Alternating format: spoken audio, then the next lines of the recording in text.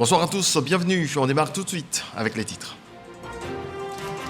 Les travaux de construction du plus grand marché d'Abidjan démarrent très bientôt à Abobo, annonce de la ministre d'État Kandia Camara, par ailleurs maire de la commune d'Abobo. Kandia Camara se prononçait à l'occasion d'une journée d'hommage qui lui était dédiée par les commerçants issus des 34 marchés que compte la commune. L'UNICEF et la Côte d'Ivoire vont mutualiser leurs efforts pour le succès des projets en cours dans l'enseignement en vue du rayonnement de l'école ivoirienne. C'est ce qui ressort de la rencontre entre la ministre de l'Éducation nationale, Mariatou Koné, et le représentant du Fonds des Nations Unies pour l'enfance. Et puis du football, le championnat d'Afrique des Nations a ouvert ses portes hier vendredi. La Côte d'Ivoire est entrée en lice aujourd'hui. Les Ivoiriens locaux ont chuté d'entrée face au Sénégal. 1-0, score final. La paix, la cohésion, des souhaits formulés en ce début d'année 2023 par la maire d'Abobo à ses administrés. La ministre d'État Kandia Camara a échangé avec les commerçants de sa cité. Elle leur a dévoilé ses ambitions pour la commune. On voit cela avec Davis Ouyo et Serge Coléa. Les commerçantes et commerçants d'Abobo et la mairie expriment leur parfaite collaboration. Venus de tous les 34 marchés de la commune, ces hommes et femmes saluent la gestion de la première magistrate. Elle a posé beaucoup d'actions. D'abord la cohésion des commerçants d'Abobo en posant des actes. Elle a organisé cette année un foire commercial qu'on appelle Abobo en fête, qui avant durait 2 semaines, maintenant ça va jusqu'à pratiquement 3 semaines. En plus de cela encore, tout ce qui est les actions de développement à Abobo, elle associe les commerçants. Les premiers mots de Kandia Camara sont adressés au président de la République, Alassane Ouattara, pour avoir œuvré avec sagesse à la libération des 46 soldats ivoiriens détenus au Mali. Nous disons merci au président Alassane Ouattara. Il vient de démontrer qu'il est un homme de dialogue. Il vient de démontrer qu'il est un homme de paix. Je crois même qu'il mérite même le prix Nobel de la paix. Kandia Camara a par la suite invité les commerçants à travailler dans l'entente en vue de préserver le climat de paix qui règne à Abobo. Grâce à vous, Abobo continue de vivre en paix, dans la sécurité, dans la cohésion. Abobo qui a amorcé son développement sous le leadership de son Excellence M. Alassane Ouattara, que cela puisse se poursuivre, afin que tout ce qui a été annoncé puisse se réaliser. Surtout la construction du plus grand et du plus beau marché d'Abobo, d'Abidjan et de la Côte d'Ivoire. Cette journée d'échange marque également la fin des festivités de fin d'année dénommées Abobo en fête, une initiative de la municipalité pour permettre aux populations de passer des moments de gaieté. Je le disais à l'instant, l'UNICEF réitère son engagement à accompagner la Côte d'Ivoire dans ses ambitions pour une école de qualité. La ministre de l'Éducation nationale, Mariatou Koné, a eu une séance de travail avec le représentant du Fonds des Nations Unies pour l'enfance. Khalil Diomandé, Sephora Zegui, le résumé. Ça fait longtemps. Oui, 1 an. Non. Depuis 2022. Wow. Des partenaires visiblement enchantés de se retrouver. Marc Vincent, le représentant de l'UNICEF en Côte d'Ivoire, est venu réaffirmer à la ministre Mariatou Koné son engagement pour une école de qualité en 2023. La collaboration entre l'UNICEF et le ministère de l'Éducation nationale et de l'alphabétisation en 2022 a été fructueuse. La preuve, 200 000 kits scolaires ont été distribués par l'Organisme des Nations Unies à travers le pays et 5 000 kits pour les enseignants au titre de l'année académique 2021-2022. En 2023, l'UNICEF affiche son ambition d'en faire plus. Pour 2023, rassurer Madame la ministre et toute l'équipe de le partenariat continu entre l'UNICEF et le ministère. 2 projets majeurs seront exécutés par le ministère de l'Éducation nationale et de l'alphabétisation en partenariat avec l'UNICEF au cours de l'année 2023. Nous allons lancer le projet Mon école à la maison. Quel que soit le lieu où on se trouve, en tout cas pour les enfants ivoiriens, pour les parents d'élèves et pour les enseignants, on a accès à un certain nombre de programmes qui seront mis sur une plateforme. Ensuite, le deuxième projet qui est la dictée du jour. Tous les enfants de Côte d'Ivoire, quel que soit leur lieu, vont pouvoir apprendre à lire, à écrire, à faire de la dictée. Outre le déploiement de ces programmes, Mariatou Koné et Mac Vincent ont évoqué la nécessité de multiplier les écoles en plastique en Côte d'Ivoire en 2023. À travers ce projet écologique, l'État ivoirien veut confirmer son attachement au respect et à la préservation de l'environnement. La préservation de l'environnement à l'école passe également par l'hygiène dans les marchés scolaires. Une campagne de sensibilisation est lancée dans les établissements publics et privés. Voyons l'étape de Koumassi avec Godefroy Okamawa. C'est l'heure de la récréation. Nous sommes au lycée moderne de Koumassi. C'est dans cet espace que de nombreux élèves prennent leur déjeuner. C'est un marché scolaire. Et ici, les vendeuses sont soumises à des obligations. Maintenir l'environnement propre et surtout proposer des repas de qualité et qui répondent aux normes d'hygiène. Nous sommes des vendeuses au sein de l'établissement. Et il y a des produits qu'on ne vend pas. Surtout le lait. Parce que le lait est une matière très délicate pour les enfants. Nous aussi, au lycée moderne de Koumassi, nous avons la vie des enfants à main. Donc on ne joue pas avec la nourriture et tout ce qui est quotidien dans le lycée moderne de Koumassi. En visite inopinée dans l'établissement, le directeur de la vie scolaire a pu se rendre compte des réalités.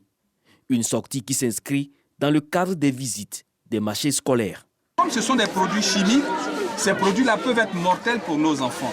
Au complexe scolaire méthodiste de la commune, la délégation échange avec les commerçantes pour leur expliquer l'intérêt de cette opération. Il y a des produits qui sont dangereux, comme les bonbons et autres. Et il y a aussi des aliments dont la consommation est délicate pour nos élèves. Il faudrait que pour cela, la présidente qui est juste à côté, avec monsieur le proviseur et les éducateurs, veille à ce que ce soit des repas chauds qui soient servis à nos élèves. Cette opération se déroule simultanément dans les établissements scolaires des 4 directions régionales d'Abidjan. Elle se poursuivra jusqu'à la fin de l'année scolaire. Rendons-nous dans le district autonome du Bassa-Sandra. Plusieurs axes routiers reliant des départements vont être bitumés cette année. L'annonce a été faite par le ministre-gouverneur Philippe Légré ce samedi au cours d'une rencontre avec les populations. Sam Conan. Devant les élus et cadres, les directeurs et chefs des services, les responsables d'associations de femmes et de jeunes, les leaders de la société civile et les chefs traditionnels réunis dans l'enceinte de l'hôtel du district, le ministre-gouverneur Philippe Légré a présenté les priorités de l'année 2023. Et c'est la route qui reste la priorité des priorités. Nous avons demandé au président de la République, au Premier ministre, de nous donner la possibilité de se prendre des chantiers par BOT. Il nous a donné, sur toutes les routes. La route qui quitte Abayo et qui va à Bio, les travaux vont commencer en 2023. La route de Grand Bérébi, les travaux aussi en 2023. La voie qui part de Sassandra à Guéyo et qui va à Soubré, ça va commencer en 2023. Et les autres, les études sont presque achevées.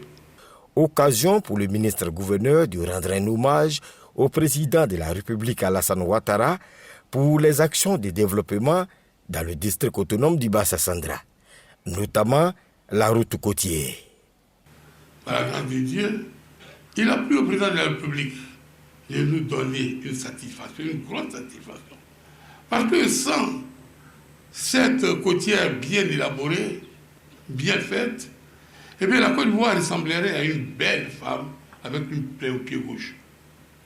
Quand vous passez à San Pedro, à Sassandra, à Soubré, vous verrez qu'il y a un grand changement.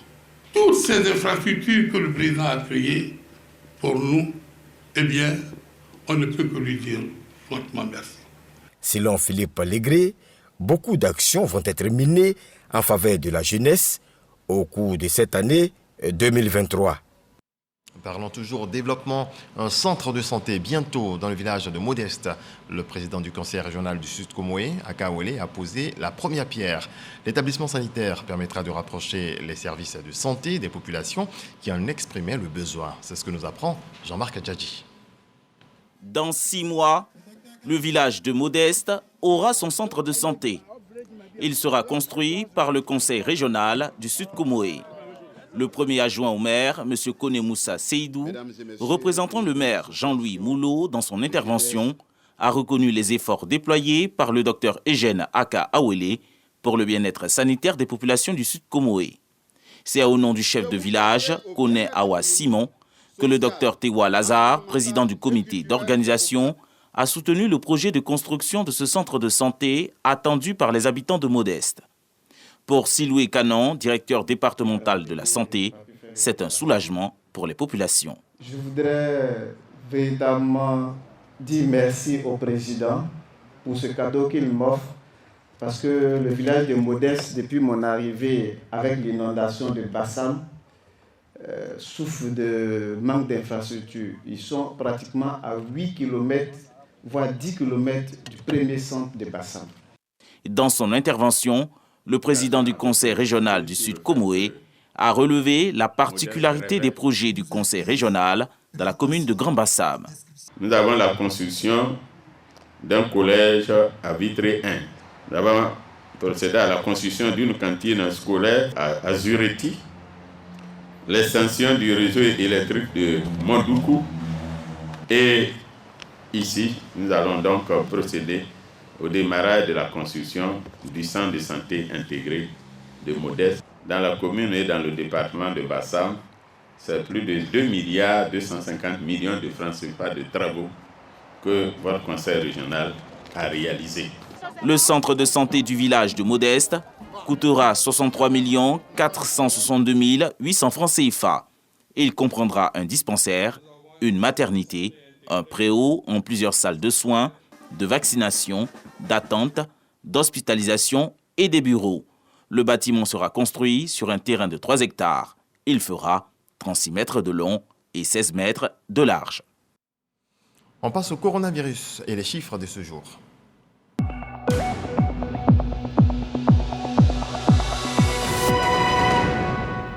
Le ministère de la Santé, de l'Hygiène publique et de la couverture maladie universelle a enregistré ce samedi 14 janvier 2023 0 nouveaux cas de Covid-19, 0 guéris et 0 décès. À la date du 14 janvier 2023, la Côte d'Ivoire compte donc 87 960 cas confirmés, dont 87 121 personnes guéries, 833 décès et 8 cas actifs. Le 13 janvier 2023, 4 611 doses de vaccins ont été administrées. Du matériel d'un coût de 50 millions de francs CFA pour le service d'ophtalmologie logé au sein du centre hospitalier régional d'Agboville, dont d'un opérateur économique réceptionné par le ministre Pierre Demba. Les détails de Davis Oyo. Pierre Ngou Demba, au centre hospitalier régional d'Agboville. Le ministre de la Santé, de l'Hygiène publique et de la couverture maladie universelle y est allé dans le cadre du renforcement en équipement des infrastructures sanitaires. En sa présence, le service d'ophtalmologie bénéficie de matériels médicaux de pointe composés essentiellement de microscopes opératoires, de cartons, de 10 kits de packs ophtalmologiques et un autoclave de paillasse. Ce geste d'un opérateur économique du monde de la santé est estimé à 50 millions de francs CFA. L'État seul ne peut pas vraiment satisfaire toute la population de la Côte d'Ivoire. Donc nous étant opérateurs économiques, nous avons décidé d'accompagner l'État pour soulager la population. Au nom du personnel soignant, le directeur régional de la santé de la Nibi-Tiassa rassure les donateurs et sa tutelle d'en faire bon usage. Monsieur le ministre, au nom de tout le personnel ici à Sierre, nous voudrons donc s'y prendre et je dirais même mieux, vous rassurer de notre engagement ferme à utiliser ce matériel, ce joyau, que dis-je, à bon escient et surtout mettre en place un système de maintenance optimale et qui puisse garantir sa durabilité. Pour Pierre Demba, cette action accompagne la politique de l'État dans l'amélioration des services de santé et en particulier dans les soins visuels. Les maladies oculaires représentent à peu près 15% des maladies que nous traitons au niveau des populations. Il est important que nous puissions pour les prochaines années, donc, mettre en place une stratégie pour accélérer la prise en charge. Et aujourd'hui, donc, dans des activités de réhabilitation, construction, telles que prévues au programme hospitalier, que je l'ai dit, de plus de 1000 milliards, les services ophtalmologiques sont vraiment les services privilégiés qui font partie donc, du programme que nous les élaborons. Grâce à ces nouveaux matériels médicaux, les populations d'Aboville pourront désormais traiter sur place les pathologies affectant les yeux. Le reportage de Davis Oyo dans un commentaire de Issa Chonan Yeo. Au chapitre politique à présent, 2023 est une année électorale. Le RHDP en est conscient et l'heure est à la remobilisation des troupes. À Yopougon, Adama Bictogo est sur le terrain. Il a rencontré le personnel politique de cette commune. Objectif, réfléchir sur la préparation des prochaines élections municipales. Michel Digri nous en parle. Pour cette première rencontre de l'année 2023 avec le candidat du RHDP à Yopougon, les militants de ce parti ont renouvelé leur engagement aux côtés de Adama Bictogo. Nous exprimons notre indéfectible attachement et vous affirmons que nous sommes prêts, avec détermination et abnégation, à relever tous les défis. Ce que nous voudrons dire, c'est que nous prendrons date avec l'histoire. Nous voudrons écrire ce soir un nouveau bail de confiance entre le candidat Bictogo et nous. Un bail de confiance, un bail d'engagement. Les femmes ne veulent pas rester en marge de cette mobilisation. Au nom de toutes les femmes ici présentes, je voudrais exprimer notre entière disponibilité pour mener à vos côtés toutes les batailles qui nous conduiront à la victoire en octobre 2023. Pour Adama Bictogo, au-delà de sa personne, ce sont tous les militants du RHDP que le président du parti, Alassane Ouattara, met en mission. C'est à vous qu'il fait confiance. C'est pas à moi. C'est parce qu'il sait que vous êtes là. C'est parce qu'il sait que vous êtes debout. C'est parce qu'il sait qu'il peut compter sur vous. Mais c'est parce qu'il sait que vous êtes des hommes engagés, loyaux, fidèles au parti. Adama Bictogo a rendu un hommage au président Alassane Ouattara pour sa gestion du dossier des 46 soldats ivoiriens rentrés du Mali après 6 mois de détention. Je voudrais, en votre nom, lui exprimer toute notre fierté. Et je voudrais vous demander de vous lever pour applaudir Alassane Ouattara, chers soldats ivoiriens. Vous êtes revenus dans votre pays. À aucun moment, ils ont douté. Parce qu'ils savaient qu'il y avait un homme. Et cet homme, il s'appelle Alassane Ouattara. Le personnel politique RHDP de Yopougon s'élève à 4000 militants répartis dans 12 départements avec 264 sections et 2320 comités de base. Même sujet, même ambition, avec le même parti. Ramata Ly Bakayoko exhorte les femmes de la région du Nzi à prendre une part active aux élections locales de 2023. Sephora Zigui. Ramata Ly Bakayoko, cadre de la région du Nzi Komoé, face aux femmes RHDP de cette région. Au pupitre, elle met ses femmes en mission pour la victoire du RHDP aux futures échéances électorales, notamment les municipales et les régionales. Un message que les femmes, à travers leur porte-parole, s'approprient. Elles iront écumer les villes, les villages et hameaux les plus reculés de la région pour la mobilisation. Les femmes au RHDP ont toujours été des femmes engagées. Donc, les femmes de Dimokro, les femmes de Bokanda, les femmes de Kwasi-Kwasi-Kro veulent la victoire de leur candidat. Et elles vont amener leur candidat à la victoire. Pendant les échanges, Ramata Ly Bakayoko appelle les femmes à soutenir les candidats désignés par le parti afin qu'au soir des élections locales, les candidats RHDP sortent vainqueurs. J'ai expliqué à nos vaillantes femmes du RHDP de continuer de travailler. Elles ont travaillé pour l'inscription des nouveaux majeurs et des personnes non inscrites sur la liste électorale et de tout mettre en œuvre pour que nos candidats au niveau des régionales et des municipales soient élus et qu'au soir des élections, le Nzi soit aux couleurs du RHDP. Ramatali Bakayoko rassure les femmes quant à l'attachement du président de la République Alassane Ouattara, président du RHDP à sa région natale, mais aussi à la promotion et à l'autonomisation de la femme. Ce samedi, les militants du PDCI RDA ont effectué leur rentrée politique. Cette rencontre a pour objectif de mobiliser les militants et sympathisants autour de Frazine Guessan, délégué du PDCI RDA de Yopougon Centre. Frédéric Oulaye, Mamadou Kwasi. Place CP1 de Yopougon. L'ambiance est au retrouvailles des militants et sympathisants de la délégation PDCI de Yopougon Centre. Ce rendez-vous marque la rentrée politique de la délégation du PDCI de cette section. Cette rencontre a pour objectif de mobiliser les militants de la commune de Yopougon autour de la déléguée Frazine Guessan. Pour nous jeunes du PDCI RDA, il ne reste plus qu'à nous mettre en ordre de bataille pour mettre fin à 23 ans de vie passée dans l'opposition.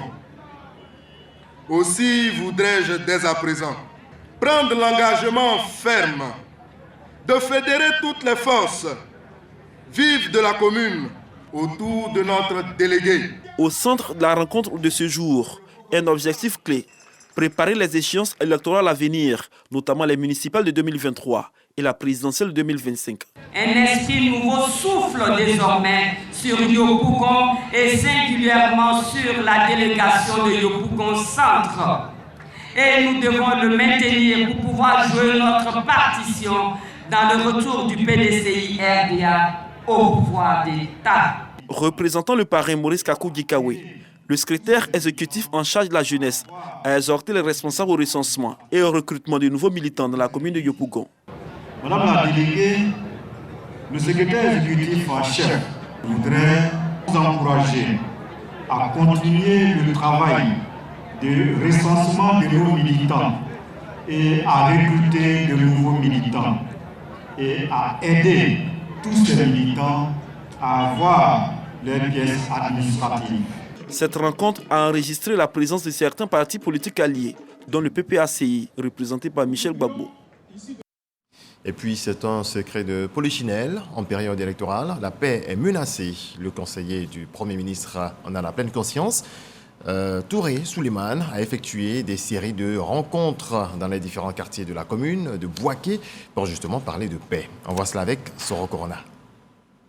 Le conseiller du Premier ministre s'est rendu dans les marchés. Souleymane Touré est venu apporter son encouragement et ses félicitations aux commerçantes. Ces femmes qui ravitaillent les marchés en produits vivriers pour mieux communier avec les populations. Le conseiller technique du Premier ministre offre un déjeuner aux leaders d'opinion de la commune de Bouaké, aux enfants, femmes et leaders d'opinion. Souleymane Touré lance un message de paix et de cohésion pour une commune de Bouaké prospère. Tout ce qui a été fait, c'est de rapprocher les peuples, c'est de rapprocher les uns les autres, c'est de cultiver l'amour, c'est de cultiver la fraternité, l'amitié, la paix, le vivre ensemble tel que prôné par le président de la République qui donne beaucoup d'espoir à la jeunesse. Donc nous sommes des porte-flambeaux de cette jeunesse. Nous devons inculquer des valeurs de l'Ivoirien nouveau à cette jeunesse. L'émergence, c'est une affaire de tous. Et chacun doit se demander chaque jour qu'est-ce que je fais de plus pour contribuer à cette émergence. Souleymane Touré a aussi fait don des vivres et non-vivres, une action sociale posée en faveur des populations économiquement faibles depuis une dizaine d'années. Autre volet de l'actualité à présent. Quel bilan pour le ministère de la Culture et de la Francophonie? Françoise Remarque, première responsable face à son personnel, répond à la question avant de faire des projections avec notamment la mise en œuvre des industries culturelles et créatives. Issa Tchounaïo. Palais de la culture de Trècheville, salle Christian Latier, voyage artistique à travers des prestations d'humour, de slam, des théâtres. Il portait un pâle zaza, tissé avec le fil de l'espoir audacieux, le regard lourd de mystère comme s'il adressait une dernière prière aux cieux.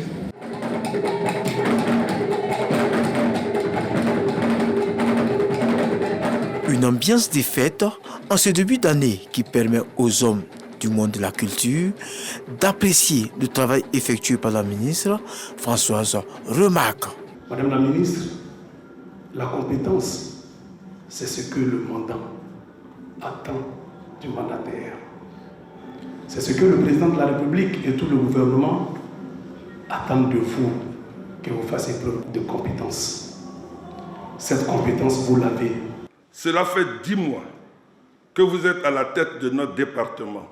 Et les résultats déjà obtenus pourraient faire croire qu'il y a des années que vous êtes là. La ministre de la Culture et de la Francophonie met à profit cette occasion pour dresser son bilan. Notre culture, elle est parole, elle est art, elle est créativité, elle est fierté. La francophonie est son complément stratégique. Elle est également une source de visibilité pour notre pays et elle met en exergue la diversité et elle fait la promotion de la paix, de la solidarité. Elle n'oublie pas d'indiquer que 2023 est une année des grands rendez-vous. Le président de la République, son Excellence M. Alassane Ouattara, qui les a évoqués lors de son adresse à la nation. Nous allons accueillir la foire interafricaine, qui est un élément clé important. Et pendant cette foire interafricaine, une semaine entière sera, comme l'année dernière, réservée aux industries créatives et culturelles. La CAN 2023 réunira la crème du football africain. La culture tiendra évidemment une place importante aux côtés de mes collègues d'autres ministères pour un succès global et partagé. Les artistes Roselyne Layo, Yodé et Siro ou bien d'autres apportent un cachet spécial à ces retrouvailles des acteurs culturels au Palais La Culture de Trècheville. Du football à présent, le championnat d'Afrique des Nations a ouvert ses portes hier vendredi. La Côte d'Ivoire est entrée en lice aujourd'hui. Les Ivoiriens locaux ont chuté d'entrée face au Sénégal. C'est en deuxième période que tout s'est joué, notamment à la 77e minute. Moussa Ndiaye permet aux Lions sénégalais de prendre l'avantage et de l'emporter. Prochain match des Ivoiriens, mercredi prochain, ce sera face à la République démocratique du Congo, qui a fait match nul avec l'Ouganda. Je vous propose de suivre le résumé du match d'ouverture entre l'Algérie et la Libye. Pays hôte du CHAN 2022, l'Algérie a réussi son entrée en lice en décrochant une victoire poussive contre la Libye. Bien entré dans le match, les Fennecs A' contrôlent la partie, sans toutefois se montrer dangereux. Il faut attendre la seconde période avant de voir le match se débrider. Opportuniste, Aymen Mayous profite d'une mauvaise passe de la défense libyenne pour obtenir un pénalty. L'attaquant de l'USM Alger se présente et se rend justice lui-même en prenant à contre-pied le portier. Et malgré la bonne volonté des Libyens de revenir dans la partie, le score en reste là. L'unique but des poulains du sélectionneur Madjib Bouguera a suffi au bonheur des Fennecs qui prennent la tête du groupe A devant l'Éthiopie et le Mozambique qui se sont neutralisés 0-0. Même score dans le groupe B entre la République démocratique du Congo et l'Ouganda qui affronteront respectivement la Côte d'Ivoire lors des deuxième et troisième matchs de poule. Point final. Excellente nuit à vous tous. Dieu nous garde.